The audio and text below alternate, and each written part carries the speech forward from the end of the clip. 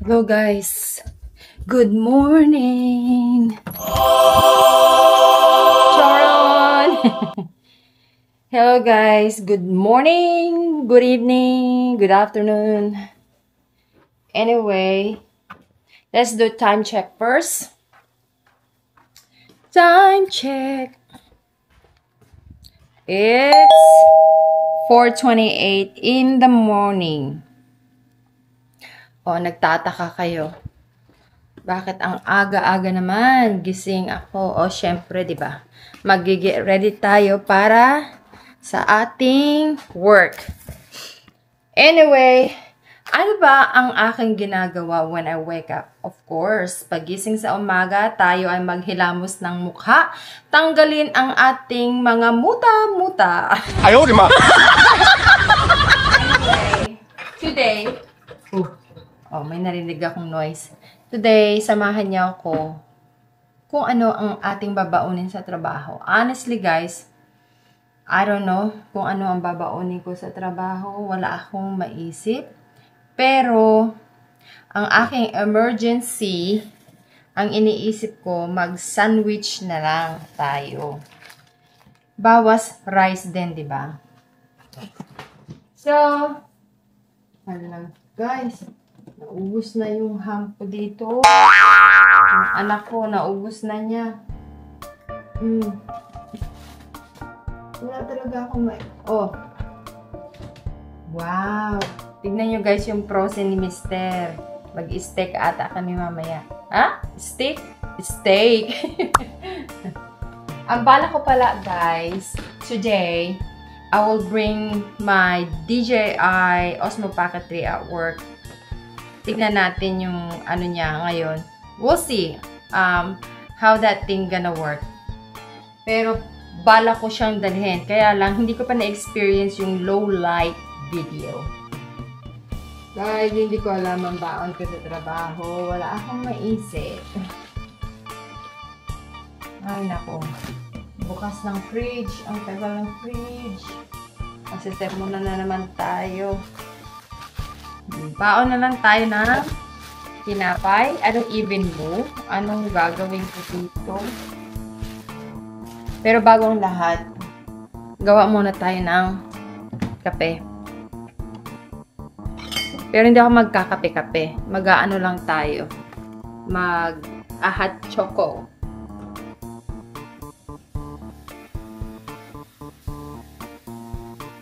Dito guys sa Amerika, hindi na uso yung kulo-kulo sa takore.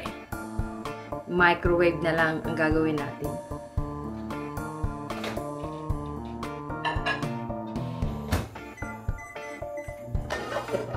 Nasanay na rin guys yung bituka ko sa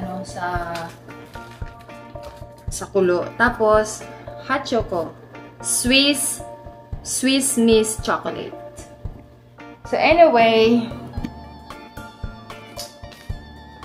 bala ko tinapay, tapos peanut butter na lang guys.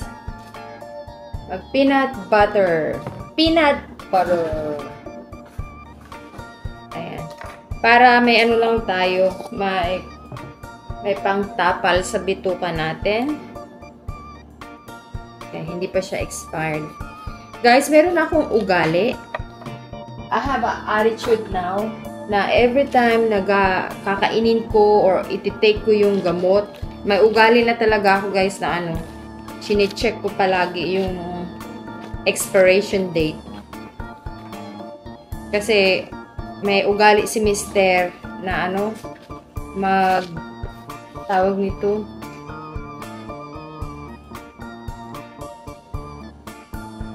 binaba ko yung camera para makita niyo. Attractive enable. Okay. Tinanggal ko yung ating iba naman. Ayan. Tinanggal ko guys yung face track para makita nyo yung ating tinapay. Baka nagsawa na kayo sa mukha ko. But anyway, every time nag-aano pala ako guys ng tawag nito Dadalhin ko 6 kasi hindi ko alam anong oras kami magtatrabaho today. So, dadalhin ko 6. Hindi naman yan masisira. Peanut butter lang naman. Anyway, like I said a while ago, every time kakain ako ng mga frozen food or mga sandwich, I have a habit now na mag-check ng expiration date. Ayan. Mahilig si Mr. mag-keep ng mga expired. Kahit sa grocery store, guys, pag bumibili ako ng mga ng mga pagkain, anything, bread, palaman, mga frozen food, habit ko na talagang tumingin ng expiration date. Kasi kung minsan, hindi mo naman siya makakain right away. Sayang naman kung ma-expire agad, di ba? Kaya talagang pay attention tayo. By the way, guys, kwentuhan lang tayo ha. No judgment, no judging. We're just kwentuhan. Sinasama ko lang kayo sa ating kwentuhan. By the way, guys, nung umuwi ako sa Pilipinas, ay, ano ba yan? Napansin ko lang, guys, na yung peanut butter sa atin sa Pilipinas, marami siyang mantika. Hindi ko alam kung that's natural mantika from the mani, from the peanut, o dinagdagan na yun ng mantika para extra flavor or extra laman. I don't know. When I moved here, guys, when I moved here in US, o dito sa Indiana, ignorante ako. Kasi yung peanut butter nila talaga, guys, talagang puro matabang. Konti lang yung sugar. Wala rin siyang mantika. Ayun. So, talaga nung umuwi ako rito sa Amerika, sa Indiana, big adjustment talaga. Ano tawag doon? Culture shock. Big culture shock. Eh, syempre, diba, sa Pilipinas, ang ingay ng motor, ang ingay ng tricycle. Tapos, pag uwi mo rito sa Amerika or pagtira ko sa Amerika is very, very opposite. Opposite. Opposite. Opposite. Ay, big opposite, guys. Culture shock talaga. Kasi, ang mga tao dito hindi mahilig sa maritesan. Yan. They don't like maritesan dito. They always said, mind your own business. So, lagi niya sinasabi dito. Talagang tahimik. Priority ng mga tao dito, guys, magtrabaho. Trabaho ng magtrabaho. At saka, guys, dito sa Amerika, bawal ang magkasakit. Mamamatay ka na, bawal pa rin magkasakit. Okay! Yan lang talaga. Bakit ko yan sinabi? Bawal ang magkasakit sa Amerika. Kasi syempre tayo, guys, di ba? Nagkakatrangkaso rin tayo, nagkaka-fever, flu, meron tayong toothache, muscle ache, headache, period cramp. Aminin. So, yun na. Katulad ako, this is the third day na masakit yung ulo ko kasi rereglahin tayo. Prangkahan. Bakit ba? Normal naman yung nireregla ang babae. Manahimik kayo. Anyway, I had bad headache. Sakit, guys, dito. Every month, I have like a migraine. I think you call that migraine. Dito, guys. Kaya kahapon sa trabaho, naku, nangangamoy ako. Kateng ko. Yan ang best friend ko, kateng ko. Laking tulong sa akin ang kateng ko, guys. Pag may sakit yung ulo ko, masakit yung tuhod ko. Ngayon yung sakit ko, yung headache ko, meron pa rin konti. Tapos bumaba na siya dito. Ayan. Yan ang namimiss ko sa Pilipinas. Maraming pwede kang utusan na magmasahe. Sa Amerika, wala. Kahit asawa mo, hindi mo maasahan. Ayaw, di ma! Kahit asawa. Kaya ang aking masahe ay ang machine. Ito yung powder milk ko, guys. So anyway, nagbaon tayo ng mangga. Tignan niyo guys yung mangga dito.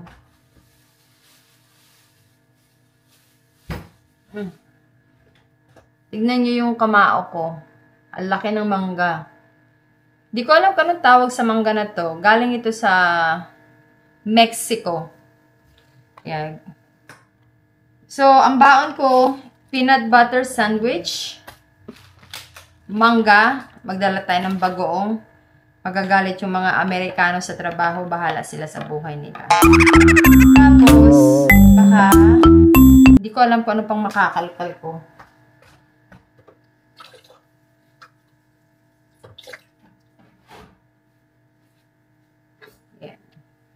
Magdagdag tayo ng pangbaon sa work. Nabili ko to guys, mangga sa Mexican store. And they came from Mexico. And export lang dito sa Indiana. Uy, ang ganda guys. Oh, sarap. Sana meron nga Indian mango dito eh. Kaya lang walang Indian mango. Ito lang guys, pagtsatsagaan, kapag nagkikrave tayo ng mangga, ito na lang pagtsagaan natin, di ba? Kaysa sa wala. Ganun talaga. Ang laki niya, guys. Big. Pagpasensyahan nyo na yung kuko ko at sira-sira na yung cutex natin. Anong oras na ba? 4:40 AM. May time pa tayong mag-inom ng ating hot choco. At may time pa tayong magkwentuhan at magmuni-muni. O, ayan guys, tapos na. Ngayon, imimix ko na lang siya dyan. Minsan nga, konting asin lang eh, or eat it like the way it is, okay na, masarap na. Kagabi, wala kaming nilutong ulam. Ako, walang problema sa akin kahit walang ulam. Simple lang ako guys. Hindi ako yung kailangan always may ulam. Kung ano merong tira sa fridge, pwede ko yung gawaan ng paraan. Ang problema lang dito sa bahay yung anak namin si Jason. So anyway, kagabi, ito guys, ulam ko. Maniwala kayo. Ito, at saka bagoong alamang. Soap. Natakot ako baka masugatan ako. Ingat ang ate. Ang tamis niya, ay, taba. Ang tamis niya, guys. Ayan. I-share natin yan sa work. Hindi ko alam anong tawag sa itong mangga na to. Ay! Sa Pilipinas. Bahala na.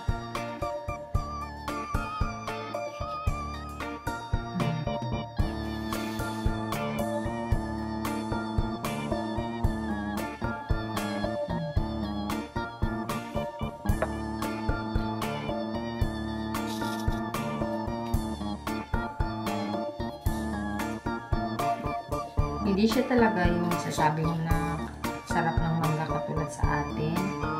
Pero pag nagkikrave ka, well, wala na. Yun lang. Yun lang meron, di ba? Tama na yan.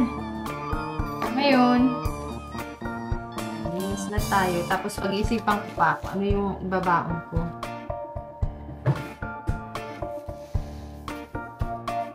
Kahit siguro ano, huwag na magbaon ng bago. Matamis na siya, guys. Ayan. Baon na natin yan sa trabaho. Peanut butter. Ano pa kaya mababaon ko, guys? Kasi nga, wala nga kami niluto kahapon. Kaya, tira-tira lang yung mga binaon ko.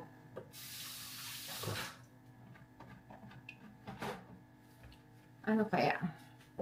Punta tayo sa ating pantry.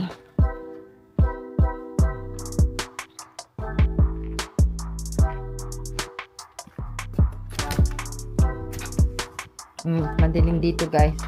Tcharan!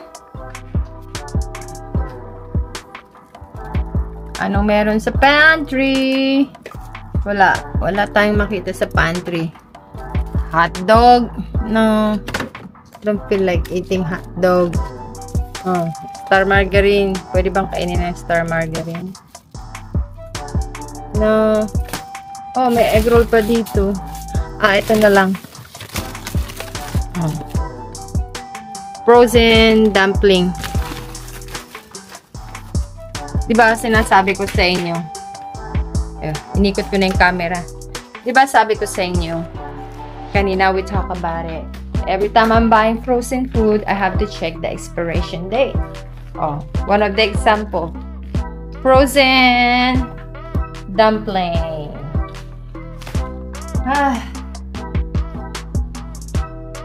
Ilagay ko na lang siya sa tubo box. Na-stuck na naman si Gimbal. Gimbal, I'm here. Ayan. Subject loss. Ang ginagawa ko dito, guys, nilalagyan ko siya ng tubig kapag i-microwave ko na siya dun sa work.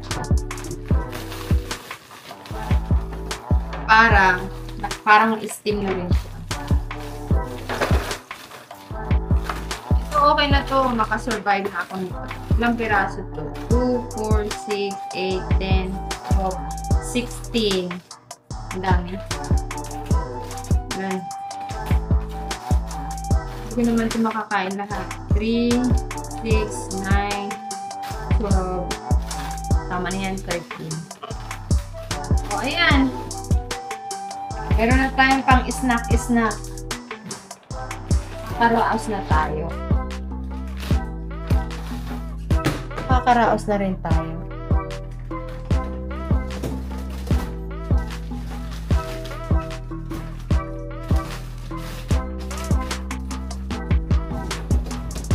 Ganyan lang ang buhay sa Amerika. Ngayon, ang balak ko, sausawan. Ang hirap, guys, pag hindi alam yung babaunin sa trabaho. Kasi ngayon, hindi ko iniisip yung pagkain. Mamaya niyan, pag break time na, syempre gutom na yung bituka, desperado na tayo sa pagkain. Kaya ako, pag ganitong mga sitwasyon, guys, kahit hindi ko siya feel, magbabaon ako ng kahit anong bagay. Kasi alam ko, pag nagutom ako, talagang kakainin ko naman. Wala tayong choice. Anyway, ganito lang ang sausawan ko, guys. Nor seasoning. Wala na. Naubos na yung malaking galong nor seasoning. I love nor seasoning. Apple cider vinegar.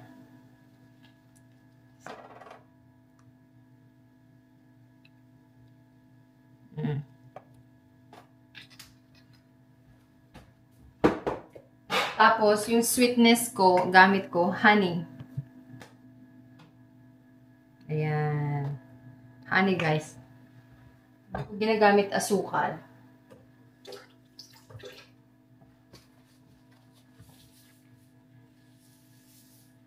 Ayan, sold na tayo. Teka, haluin ko muna. Haluin muna natin yung honey.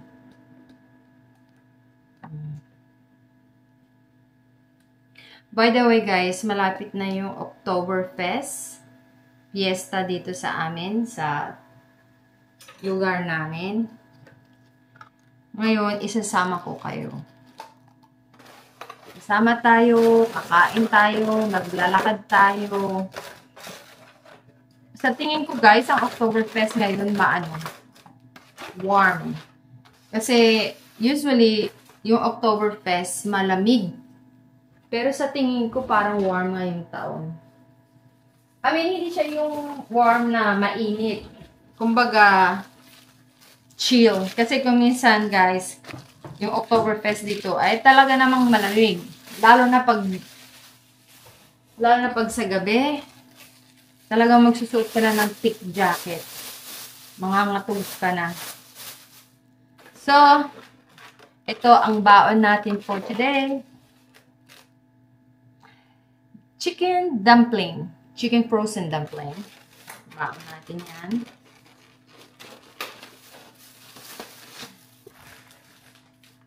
Mangga na galing sa Mexico. Wow! At peanut butter. O, diba? Tama na yan. Tapos magbabaan tayo ng sarili nating tubig para hindi na tayo bibili. O, ayan. Pwede na yan. Tapos, malamig na yung aking hot choco. Initin na naman natin ang ating hot choco. Inon ko yung face track para sundan niya ako. Ayan.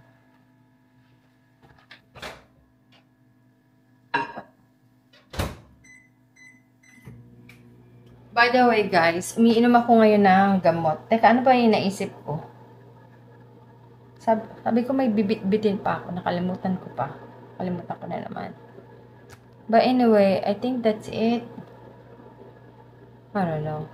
But anyway, gusto ko sanang kumain. Kasi nga, kailangan kong uminom ng gamot. O, magtimpla. Magawa tayo ng peanut butter na lang uli. Kahit isa lang. Pampalaman ng bituka kasi inom tayo ng amoxicillin.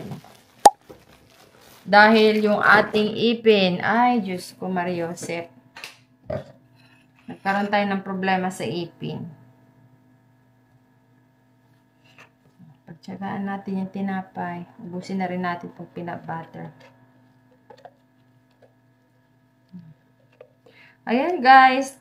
Nakapagawa na tayo ng pampalaman ng tiyan natin mamaya. Lately, wala akong motivation magluto-luto. Usually, mahilig ako magluto-luto. But lately, sa dami ng problema, nawawalan ako ng gana. It is what it is, diba?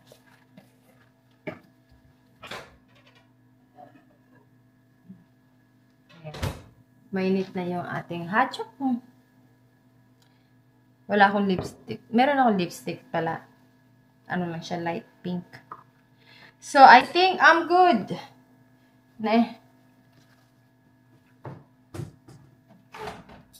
Na-prepared ko na yung dapat kong i-prepared.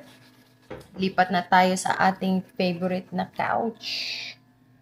Kasama ang ating hot chocolate. Sarap. Hot choco. By the way, guys, bago tayo umupo, silipin natin yung labas muna. Oh, tignan nyo yung oras. It's 4:51 in the morning ng madaling araw. Guys, madaling araw. So, tignan natin. Tahimik.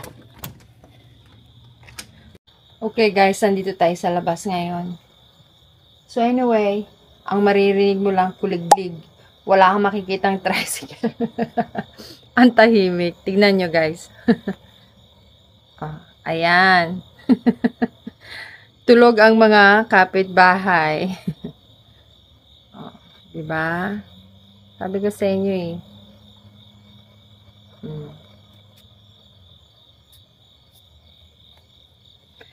Ayan, pasok na tayo sa loob. At yan ang tinatawag na kapitbahay. Pasok na tayo sa loob. Ayan. Pinakita ko lang sa inyo guys yung itsura sa labas. So anyway, continue na natin ang ating pagkain ng breakfast kasi 4:56 na at tayo ay magre-ready. Like I said, itatry kong dalhin yung ating itong ating DJI na kung mag-pronounce.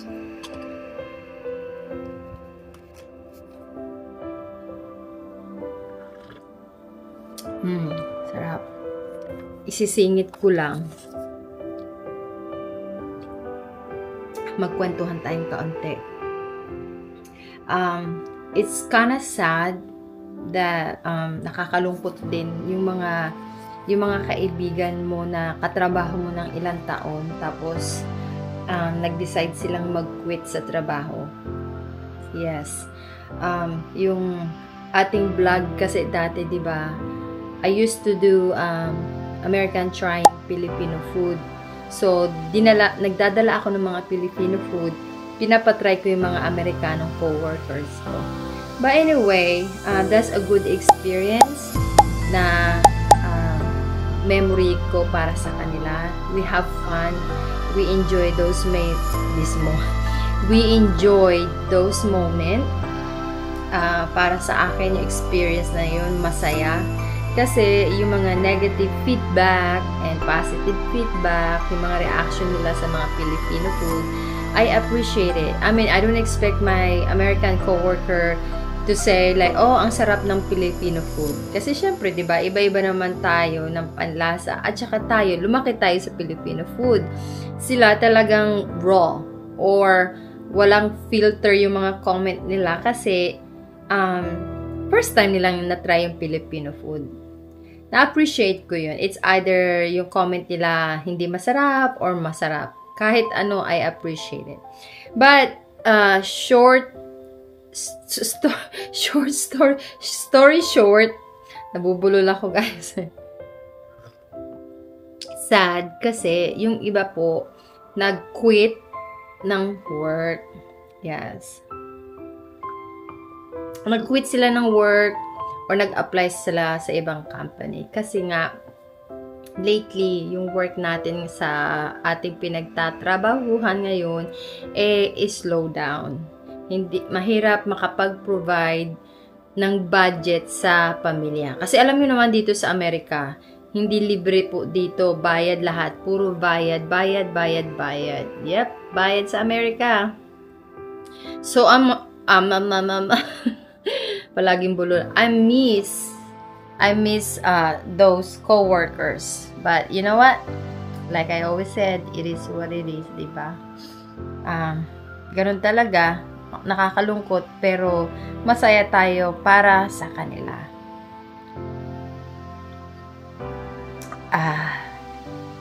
So, that's it for now, guys.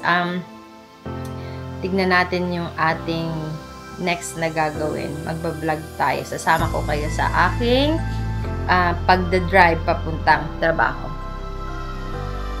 That's it. Alis na tayo, guys. Sama kayo sa akin. Tayo ay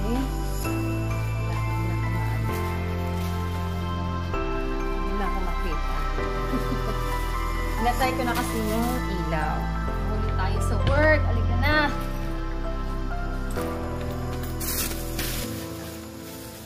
Kasi pinag-aaralan ko pa rin guys yung setup ng DJI natin. And this is the first time na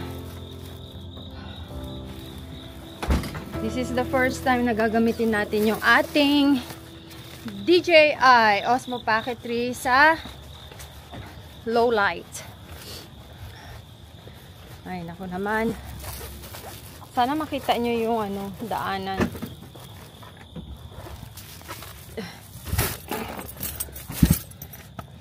Okay. Samahan nyo ako sa loob. Woo! Baka.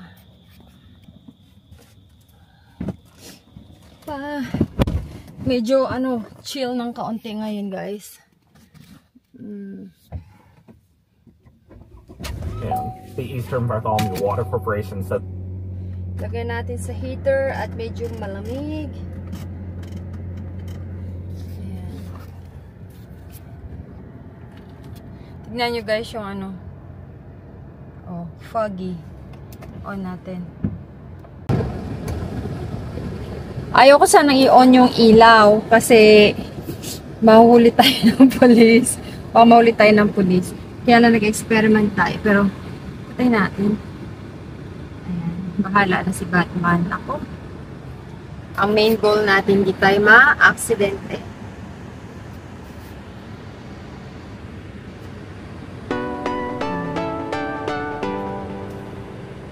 Hirap pa naman pag ma-aksidente tayo dito, guys. Mahal ng mga insurance.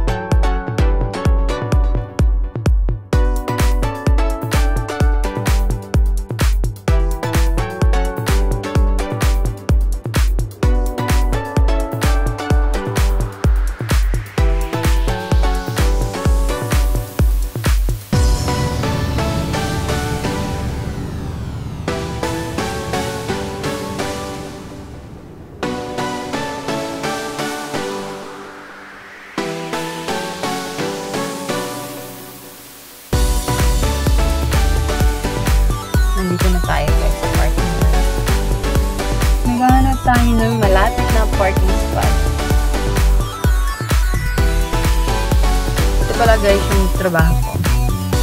I swear to God. Yan. We work at value. Let's go find a parking spot. Late na. 5:44 na. Usually guys, nakakarating ako dito sa sasakyan, dito sa parking lot, mga 5:41 AM. Eh ngayon, di ba, ang goal natin mag-vlog. Kaya medyo late tayo. Hindi pa naman ako late. I have to clock in. Kailangan ko mag-clock in before 6. Late ako kasi I usually clock in at 5:41. Pero hindi ako late. So, that's it. Patayin na natin ang ating sasakyan. Magmadali na tayong pumasok sa loob. At magsisimple lang tayo para hindi tayo ma-trouble.